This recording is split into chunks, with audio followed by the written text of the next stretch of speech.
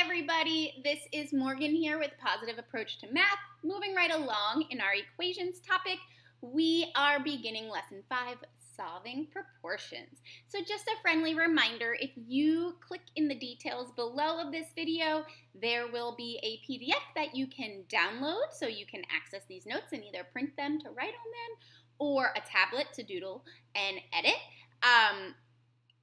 There will be a PDF of an answer key of the you try. So if you try those 6 problems on your own, you can check them out to see if you got the right answer. And there will be a breakdown video of those 6 problems, just in case you need a little bit of extra help. However, I think you're going to be a rock star at this lesson because it's taking everything we've done and it's just adding one itty bitty step to set up the equation so we can solve it just like we've been. So let's get started. So a proportion is simply an equation involving 2 ratios that are set equal to one another. So think of it as 2 fractions set equal. To solve these proportions, the best thing to do is to cross multiply. So it's not dealing with a reciprocal like we were earlier. When we actually see a fraction equals a fraction, we can take their cross product, which means you're going to cross multiply. Product is another term for when you multiply 2 numbers. The answer is the product, right? I like to call this the butterfly problem. We're going to draw butterfly wings, crisscross, okay? We multiply, and one important thing to note is if one part of your fraction has a plus or minus sign, so there's 2 terms, you want to make sure they travel in a package deal, so you want to put parentheses around the thing that has a plus or minus sign separating it. So if you have like an x plus 2, once you do the cross multiplication, you want to put that x plus 2 in parentheses so you know it's a package deal, okay? The other thing to note is it doesn't matter which side or which cross product you put on what side of the equation. So I'll probably do the same thing where I cross one way and that goes on the left and I cross the other way and that goes on the right, but it technically doesn't matter. If you put your first cross product on the left and your second one on the right, and then in the next problem you do the opposite, that's okay. You should still get the same answer. So let's dive right into it. So looking at our first example, I'm going to slide down a little bit. We see that we have a fraction equals a fraction. So what we're going to do is we're going to draw these pretty butterfly wings. Okay, and so we're going to multiply those 2 things. And in this first problem, I'm going to actually write out that multiplication so you can see it. However, as we get better, you probably can just write 30 down, right? So that's really us doing 3 times 10. And then what we're going to do is we're going to cross multiply this guy. And remember, I like to write the coefficients in the front. So if I'm doing 5 times x, I'm going to write 5x. Okay? And as you see, we drew a nice little butterfly, right? So we call these the butterfly problems, right? And so now you can simplify that left-hand side. 3 times 10 is 30. It's going to equal 5x. And then hopefully from here you're like, oh, I can do this, right? I need to get x by itself. It's a 1-step equation. It is currently 5 times x. I can put my variable in the box. The opposite of multiplying by 5 would be to divide. So I'm moving that 5 over, so I want to do the opposite or the inverse operation. And then what we get as our answer is 6 equals x. Or you can write it as x equals 6. So what I was saying about the sides is if you put 5x on the left and 30 on the right, you would still get the same thing. It does not matter which side you put the 5x versus the 30. Okay, let's look at this next problem. So here we're going to do 3 parentheses x plus 6. So we see that plus sign. So we have 2 terms in that denominator. So what we're going to do is we're going to do 3 parentheses x plus 6 because we need to make sure that both the x and the 6 get multiplied by the 3. Okay, if we didn't put parentheses, we'd probably miss one of the terms. So we want to make sure that that entire thing gets multiplied by 3, okay? Equals, then we're going to do 4 times x. So that becomes 4x, okay?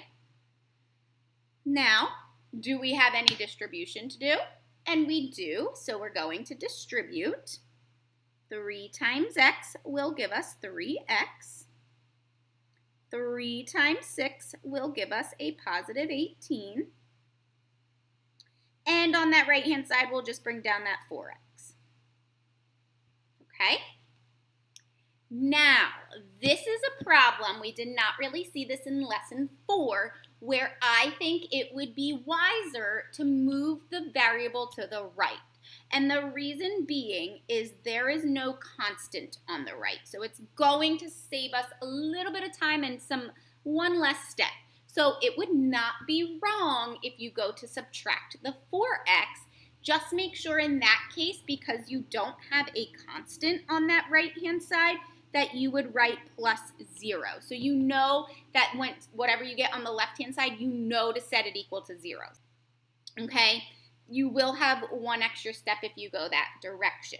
What I'm going to do is I'm going to say, okay, I'm going to move this 3x to join the x term on the right. So I'm going to subtract it.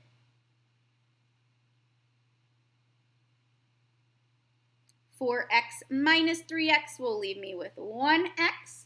Now maybe you recognize, oh, x is by itself. Maybe you don't, and that's okay. And you just go and you write the division of 1, and you get x equals 18. Or 18 equals x. Okay, so as you see there, that saved us a little bit of time. It would not be wrong to subtract the 4x, but please make sure you put a 0 in that right-hand side. Okay, so whenever you see a part of a fraction, either the numerator or denominator with a plus or minus, when you go to cross multiply, put that expression in parentheses. Okay, last example, I think. So let's see here. Okay, so we are going to cross multiply. So we have x plus 5, more than one term, so I know right off the bat that's going to have to go in parentheses. So we're going to have 4 parentheses x plus 5 equals 2 times that quantity, x minus 3. So I'm going to do 2 parentheses x minus 3. Okay? We're going to just go ahead and solve this guy. Hopefully I can fit it all in there. I do see parentheses, so I do want to distribute. 4 times x, 4 times 5, so that's going to leave us 4x plus 20. And on that right-hand side, that's going to leave us with 2x minus 6. Okay?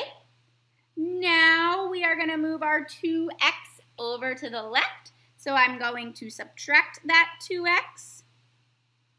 Right? We want to get our variables all on one side. So 4x minus 2x will leave us with 2x. We're going to bring down that plus 20. And we're going to bring down that negative 6. Okay? I used my green. I'm going to have to use the same color. We put that 2x in a box. We are going to subtract 20. Get that 2x all by itself. Hopefully you're like, okay, from here I got it. I don't need you anymore. I am running out of space, so I'm just going to kind of bop over here. I have 2x negative 6 minus 20 will give me negative 26. And then last but not least, we divide by 2. And we will get x equals, divide by positive 2, I'm sorry. So we should get x equals negative 13. Okay?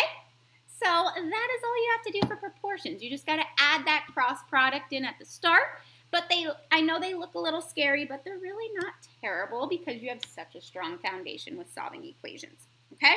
So whenever you see a fraction, what's important is that you have to see a fraction equals a fraction, okay? You don't want to see like a fraction plus or minus a fraction. That does not mean cross multiply, okay? It has to have an equal sign. Okay. If there is a plus or minus sign separating terms when you go to cross multiply, make sure you put those in parentheses.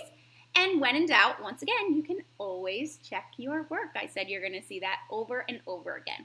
One thing I will say is if you're going to check your work, assuming that you did your cross product correctly, you can plug it in your answer into this right here to check your work, or you can plug it into the original, okay? So you can plug it into this first cross product, and given that you did that correctly, everything should work out, okay?